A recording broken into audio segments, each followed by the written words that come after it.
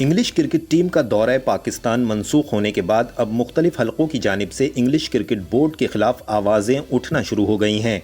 ताज़ा तरीन इजाफा पाकिस्तान के साबिक टेस्ट ओपनर मुदस्सिर नज़र का है, जिन्होंने ECB को ज़बरदस्त तनकीद का हदफ बनाते हुए कहा है कि पाकिस्तान का दौरा मंसूख करना ECB का बड़ा गलत फैसला था। दूसरी जानिब बाज़ हलकों का ये ख्याल है कि पाकिस्तान को कानूनी चाराजोई के लिए जाना चाहिए, जबकि बाज़ हलके ये कह रहे हैं कि पाकिस्तान को एक मजबूत एशियन ब्लॉक बनाना चाहिए। क्रिकेट के हलकों में ये बहस तो जारी है और अब T20 वर्ल्ड कप भी सर पर आ गया है, जहां पाकिस्तान 24 अक्टूबर को अपना पहला मैच भारत के खिलाफ खेलेगा, जबकि दूसरा मैच 26 अक्टूबर को न्यूजीलैंड और तीसरा मैच 29 अक्टूबर को अफगानिस्तान के खिलाफ खेला जाएगा। पाकिस्तानी क्रिकेटर्स प्रैक्टिस से महरूम रह गए, क्योंकि अब T20 वर्ल्ड कप से कबल पाकिस्तान के लिए प्रैक्टिस का सिर्फ एक ही मौका है और वो रावलपिंडी और लाहौर में खेला जाने वाला नेशनल T20 कप है, जिसमें पाकिस्तान क्रिकेट के वो तमाम खिलाड़ी एक्शन में नजर आएंगे जो T20 वर्ल्ड कप में पाकिस्तान की नुमाइंदगी करेंगे। बाज़ हलकों का ये भी ख्याल है कि शायद England and Wales cricket board अपने फैसले पर नजरसानी करे, लेकिन बाज़ हलकों का ये कहना है कि मौजूदा सूरत हाल में तो वो शायद ही नजरसानी करें, लेकिन आइंदा मुस्तकबिल में वो जरूर T20 वर्ल्ड कप के बाद किसी मौके पर पाकिस्तान का दौरा करे। क्रिकेट का खेल जो जेंटलमैन खेल कहलाता है, अब इसमें ग्रुप बंदी नुमाया है। खास तौर पर सफेद फॉर्म क्रिकेटर्स की टीमें जिस अंदाज से इस खेल पर अपनी अजारादारी कायम करना चाहती हैं, वो भी सबके सामने है। पाकिस्तान क्रिकेट बोर्ड को इस मौके पर क्या करना चाहिए, यकीनन ये भी एक सवाल है। और इंग्लैंड के दौरे की मनसूखी के बाद बरतानिया में पाकिस्तानियों का क्या रद्द-ए-अमल है, ये भी एक सवालिया निशान है। आज के शो में हमने इसी मौजू पर गुफ्तगू की है, जिसमें PCB के साबिक चेयरमैन नजम सेठी और लंदन में मौजूद तज्जियाकार हमारी फॉरेन ऑफिस को भी पता होना चाहिए था, यकीनी तौर पर शायद पता भी होगा, तो ये कोऑर्डिनेशन होनी चाहिए थी और फौरन इनको वहां जाके और इंग्लैंड क्रिकेट बोर्ड के ऊपर प्रेशर डालना चाहिए था। आपने देखा नहीं, ब्रिटिश गवर्नमेंट भी हमारा मौक़िफ़ को एक्सेप्ट करती है, ब्रिटिश क्रिकेटर्स जो हैं वो भी। आपसे पूछता हूँ, ये जो जियोपॉलिटिकल सिचुएशन है, जिस तरह अफगानिस्तान में तालिबान का टेक ओवर, फिर पाकिस्तान का अमेरिका को इनकार, सियासी तजियाकार कहते हैं, और फिर उसके बाद अर्जेंटाइन को जो JF तैयारे बेचे जा रहे हैं, बहुत सारे चीज़ें पस मंज़र में, आप समझते हैं इनका भी कोई असर है क्रिकेट पर? आई थिंक देखिए, क्रिकेट को आप जो है एक सूरत हाल, मैक्रो सूरत हाल से जुदा नहीं कर सकते। क्रिकेट एक मैक्रोजिज्म है हमारी, आप समझ लें कि सोशल, आप समझ लें कि इंटरेक्शन का, जो जितनी भी आप समझ लें कंट्री जो क्रिकेट खेलती हैं, तो उसको आप बेसिकली एक जो मैक्रो सिचुएशन है उससे जुदा नहीं कर सकते। लेकिन पूछने की बात ये होगी, देखें कि हमें डिप्लोमेटिक फ्रंट के ऊपर जो आइसोलेशन ऑफ पाकिस्तान का जो एक एजेंडा है, उसको हमें मैनेज करना पड़ेगा, और ये हमें हर लेवल के ऊपर इसको जो है एक मजबूत लॉबी के तहत इसको बेसिकली काउंटर करना पड़ेगा। आपने जिक्र किया इस वक्त बेसिकली डिफरेंट जो सिचुएशन चल रही है पॉलिटिकली, उसका बिल्कुल असर है। देखिए, आपकी कश्मीर प्रीमियर लीग के बाद से जो इंडिया का स्टांस है पाकिस्तानी क्रिकेट के ऊपर बड़ा सख्त हो गया है, और हमें उसको देखना चाहिए था, बिकॉज ये ऑस्ट्रेलिया की जो सीरीज है उसको बचाने के लिए अभी से ICC में, जैसे कि सेठी साहब ने अर्ज किया, और मैं उनसे बिल्कुल मुत्तफिक हूँ इस बात का, कि हमें जो है एक इंस्टीट्यूशनली एक जो है बेसिकली स्ट्रगल करने की जरूरत है, और इंस्टीट्यूशन के अपने रूल्स एंड रेगुलेशन को यूज करने के लिए अपने आप को प्रोटेक्ट करने की जरूरत है, और एक लॉबी जो कि छोटे मुल्क है उन सबको मिला के एक बड़ी लॉबी के अगेंस्ट खड़ा करना पड़ेगा। बिकॉज आप समझ लेंगे इंडिया, ऑस्ट्रेलिया और इंग्लैंड एक लॉबी में है, और बाकी जो दूसरे ममालिक है उनको हमें मुतहरिक करना पड़ेगा। लेकिन ये एक ऐसा काम है जिसके लिए टाइम, एफर्ट एंड मनी चाहिए, और वो अभी पाकिस्तानी गवर्नमेंट को सोचना पड़ेगा कि whether they want to take it forward और नॉट, वरना आप कश्मीर लीग दोबारा नहीं कर पाएंगे जो आपने इस साल कर दी। सही। सेठी साहब, आप क्या कहते हैं? आप तो माशाल्लाह से, आपके सियासी तज्जिए तो मैं रजा रूमी के साथ देखता रहता हूँ, क्या ज़बरदस्त तज्जिए करते हैं। आप समझते हैं कि सियासी मुहर्रिकात भी हैं ये क्रिकेट के इन मामलात के पीछे? देखिए, मुझे ये याद है कि जब हमने अपनी पहली एग्रीमेंट साइन की थी BCCI के साथ 2014 में, तो उस वक्त मैंने उनसे पूछा था, मैंने कहा यार आप देख लो, अब आप तैयार हो गए हैं खेलने के लिए, तो आपकी हुकूमत तो नहीं रोकेगी।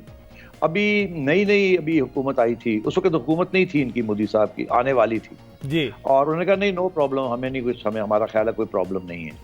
और बाद में भी पूरा एक साल वो नरेंद्र मोदी का जो एटीट्यूड थी वो ये नहीं थी कि खेलने नहीं देंगे, मगर आहिस्ता आहिस्ता तल्लुकात खराब होते गए पाकिस्तान और इंडिया के, और जब ये खराब हो गए तो उसके बाद फिर हमें ऐसे ही लगता था कि अब ये क्रिकेट सीरीज जो है मसला बन जाएगा हमारे लिए। और मैं आपको यकीन करूं कि आखिरी वक्त तक जब हम मुंबई गए बात करने के लिए, तो उस वक्त तक भी तैयार थे, बोर्ड तैयार था, मगर उनको एहसास समझ नहीं आ रही थी कि कितना गवर्नमेंट का प्रेशर है या नहीं है। मुजाहरे भी तो शुरू हो गए थे सेठी साहब, वो जो वही कह रहा हूँ आपसे कि जब पहुंचे तो फिर आरएसएस वालों ने वहां मुजाहरे किए और फिर बोर्ड जो है ये भाग गया। उसके बाद फिर इन्होंने फैसला किया कि अब हम नहीं टेक ऑन कर सकते, और मुंबई भी आरएसएस का बेस था। हाँ बिल्कुल बिल्कुल।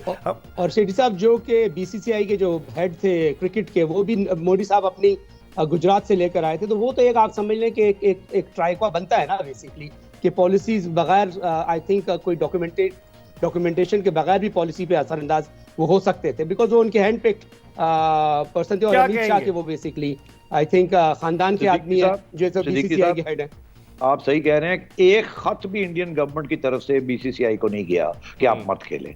हम मांगते रह गए, हमें कहा कोई रिटर्न डायरेक्शन दिखाओ, तो उनका हम अपने केस के अंदर, तो बीसीसीआई वाले कहते थे नहीं जी रिटर्न की क्या जरूरत है, हमें बस कह दिया था। तो हमने कहा जी ये तो this is not good enough. तो फिर क्या हुआ, इन्होंने एक एक्स मिनिस्टर को वहां से बुलाया और वो भी मुसलमान मिनिस्टर को बुला के उससे टेस्टमनी करवाई कि जी मैं मिनिस्टर हूँ, रहा हूँ, मुझे पता है हम कैसे करते हैं, तो ये मैं जो आपको कह रहा हूँ कि ये नहीं हो सकता था, तल्लकात ठीक नहीं थे, वगैरह वगैरह। सही सही।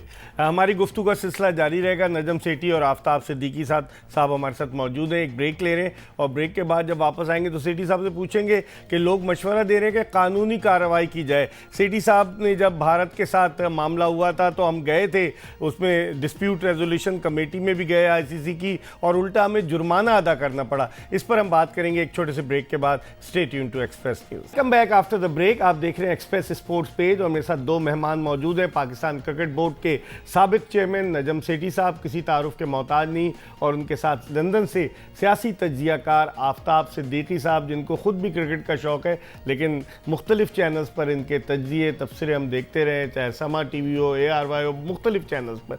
तो हम इनसे बात कर रहे हैं पाकिस्तान की इस मौजूदा क्रिकेटिंग सूरत हाल के हवाले से। सेठी साहब, जो मैंने ब्रेक पर जाने से कबल कहा, आफ्ताब साहब थोड़ी देर पहले कह रहे थे कि लीगली भी हमें कार्रवाई करनी चाहिए, तो एक लीगल कार्रवाई, जब हम भारत ने हमसे खेलने से इनकार किया तो हम गए, तो हमें तो वहाँ नुकसान ही बर्दाश्त करना पड़ा। क्या कहेंगे इस हवाले से आप? देखिए, आईसीसी के अंदर अगर आप समझते हैं कि आईसीसी के जो लोग हैं वो भारत के खिलाफ खड़े हो जाएंगे तो बड़ा मुश्किल है। ये तो अब हमने बड़े, मतलब ये सबक पहले भी हमें पता था, मगर अब फिर से हम सीख रहे, हमें फिर से सीखना पड़ा। जो पैसे हमें देने पड़ गए वो अपने वकीलों के देने पड़ गए और उनके वकीलों के देने, जुर्माना नहीं था बट कॉस्ट्स वर हमारे खाते में डाल दिए थे उन्होंने, और बड़ी ज्यादती की थी उन्होंने। एक तरफ तो ये बात तस्लीम की थी कि अगर आप कॉन्ट्रैक्ट को देखें बारीकी के साथ तो कॉन्ट्रैक्ट तो पीसीबी के हक में है, मगर आप अगर पूरी पिक्चर देखें, दूर से देखें, तो फिर ऐसे है कि हाँ मुश्किल था अगर हुकूमत नहीं। गैप में ब्रेक के बाद एक मरतबा फिर खुश आमदीद, बड़ी दिलचस्प गुफ्तगू हो रही है। नजम सेठी साहब, पाकिस्तान क्रिकेट बोर्ड के साबिक चेयरमैन, हमारे साथ मौजूद हैं वीडियो लिंक पर, और वीडियो लिंक पर लंदन से हमारे साथ मौजूद हैं तज्जियाकार, सियासी तज्जियाकार आफ्ताब सिद्दीकी साहब। चूँकि क्रिकेट तो हर आदमी खेलता है, तो वो भी अभी बता रहे थे कि जब वो क्रिकेट खेलते थे तो यही स्ट्रैटेजी होती थी। सेठी साहब, अब जो सूरत हाल है इसमें आप क्या देखते हैं? हमारा पहला मैच 24 को भारत से है, फिर 26 को हमारा न्यूजीलैंड से है, दोनों हमारे बड़े, अब न्यूजीलैंड भी अब हरीफ बन गया है, और फिर 29 को अफगानिस्तान से। पाकिस्तान की मौजूदा टीम का जब ऐलान हुआ तो बहुत ज़्यादा क्रिटिसिज्म हुआ। आप भी, आपके दौर में जब टीम का ऐलान होता था तनकीद होती थी, इतनी ज़्यादा नहीं जितनी अब हुई है। आप पाकिस्तान के चांसेस क्या देखते हैं मुत्तहिदा अरब अमारात में? मुझे याद है आप पीसीबी के चेयरमैन थे। 2018 का एशिया कप जब हम खेलने गए तो हम तो अफगानिस्तान से हारते हारते बचे थे और हम उस टूर्नामेंट के फाइनल के लिए क्वालिफाई नहीं कर सके थे। बात ये जी कि बड़ा टफ टूर्नामेंट है, और आपने देखा चैंपियंस ट्रॉफी में भी पहला मैच ही हमारा इंडियंस के साथ था और हार गए हम, बड़ी मायूसी थी। मेरा ख्याल दूसरा मैच भी बड़ी मुश्किल से जीते, साउथ अफ्रीका हमने जीता। हाँ, और उसके बाद फिर आपने देखा आहिस्ता आहिस्ता हमारी टीम जो है कॉन्फिडेंस में गेन करती गई, और कोचेस एंड बैट्समैन ने फिर अच्छी कारकर्दगी की until we got to the final. And वहाँ पहली 3 विकेटें जब गिरी तो वो इंडियंस अंडर प्रेशर आ गए, उठ ही नहीं सके उसके बाद। मगर ये बड़ी इसमें चांसेस भी होती है ना, अगर आप देखें चैंपियंस ट्रॉफी में अगर फखर जमान साहब नो बॉल पे वो तो पवेलियन आ रहे थे, हम सर पकड़ के बैठे हुए थे, हमने कहा गए अब। और वो जो वापस आए और उसके बाद उन्होंने 70-80 रन बनाया, हमने कहा बन गई बात। तो ये क्रिकेट तो है ही ऐसी गेम, मगर अलबत्ता ये है कि बड़ी टफ कंपटीशन होगी। एडवांटेज हमें एक जरूर है, इंग्लैंड में जब होती है तो we are at a disadvantage, Australia में होती है we are at a disadvantage. Dubai की पिचेस, हाँ दुबई की पिचेस जो है इससे बेहतर, हम दुबई की पिचेस को बेहतर पहचानते हैं फ्रॉम आवर ओन पिचेस, और दुबई की पिचेस के अंदर बड़ी पोटेंशियल है for all manner of bowling and batting. तो मेरा ख्याल है यहाँ we have a good chance कि हम कम से कम कोई अच्छी कारकर्दगी तो दिखाएं। जीतने वाली बात तो और है, मगर आजकल के हालात में अगर आप पहला मैच जीत लें तो मेरा ख्याल है आपकी इतनी वाह हो जाएगी, उसके बाद पीछे हवा आएगी और आप लगे जाएंगे। सही सही। आफ्ताब सिद्दीकी साहब, इंग्लैंड में बहुत सारे पाकिस्तानी एक्सपेक्टेट्स, और बड़ा वो जब भी पाकिस्तानी टीम जाती है, सेठी साहब भी मौजूद थे, मैं भी था, 2017 का 18 जून 2017 का चैंपियंस ट्रॉफी का फाइनल, वहाँ लोगों को बड़ा क्रेज़ है। तो लोग बहुत ज़्यादा मायूस हैं क्या? मुझे तो जो कमेंट्स मिल रहे हैं लोगों के, वो यही कह रहे हैं कि England and Wales cricket board ने बहुत बुरा किया। आई थिंक बिल्कुल यही सूरत हाल है। देखिए इस वक्त जो क्रिकेट की जो लीडिंग आप समझ लें कि ओपिनियन मेकर्स हैं, माइकल वॉन है, माइकल एथरटन है, इस वक्त जो वुमेन क्रिकेट की साबका कैप्टन है, सब ने और उनके जर्नलिस्ट आफ्ताब साहब, जो उनके जर्नलिस्ट जॉर्ज डोबेल का बड़ा अच्छा आर्टिकल आया, उसके अलावा पीटर ओबोन ने बड़ा अच्छा लिखा, वो सब लिख रहे हैं, खुल के बात कर रहे हैं वो लोग। नहीं, पीटर ने तो हमेशा पाकिस्तान की बहुत हमेशा पाकिस्तान के लिए अच्छा लिखा, लेकिन मैं आपको ये बताता चलूं कि जो इम्पोर्टेंट चीज हुई है ना, और वो शायद सेठी साहब के भी सॉर्ट ऑफ नजर से गुजरी हो, कि सबने ये एक्नॉलेज किया कि जब यहाँ कोई नहीं खेलने आ रहा था उस वक्त पाकिस्तानियों ने आके इनको खेला, इनको कंधा दिया, और एम्प्टी स्टेडियम्स में पाकिस्तानी क्रिकेट ने परफॉर्म किया, पाकिस्तानी क्रिकेटर्स ने ईसीबी को सहारा दिया उस मौके पे जब इनके यहाँ पे कोई, बिकॉज कोविड की रिलेटेड सबसे ज्यादा प्रॉब्लम यूके में थी। सही। लेकिन ये देखते हुए जो इंडिपेंडेंट जितने भी तरह वो सब तनकीद, ये ईसीबी का जो फैसला है वो इंतहाई बेसिकली गलत है, और मैं समझता हूँ कि पाकिस्तानी बोर्ड को जरूरी अदालत की तरफ रुजू करना चाहिए, बिकॉज अगर हम वो नहीं किया, इंडिपेंडेंट आपने नहीं किया तो आपकी लॉबी नहीं बनेगी, आप अपना स्ट्रॉन्ग हैंड नहीं दिखा सकेंगे, फिर आप उसी तरह होंगे कि आप पतली गली पकड़ के निकलना चाह रहे हो। नहीं, हमें इसको एग्रेसिवली और इंडिपेंडेंट अदालत में लेकर आना चाहिए, वहां से लोगों हमारे पीछे आना शुरू होंगे कि हम स्टैंड ले सकते हैं। सेठी साहब, आखिरी सवाल आपसे,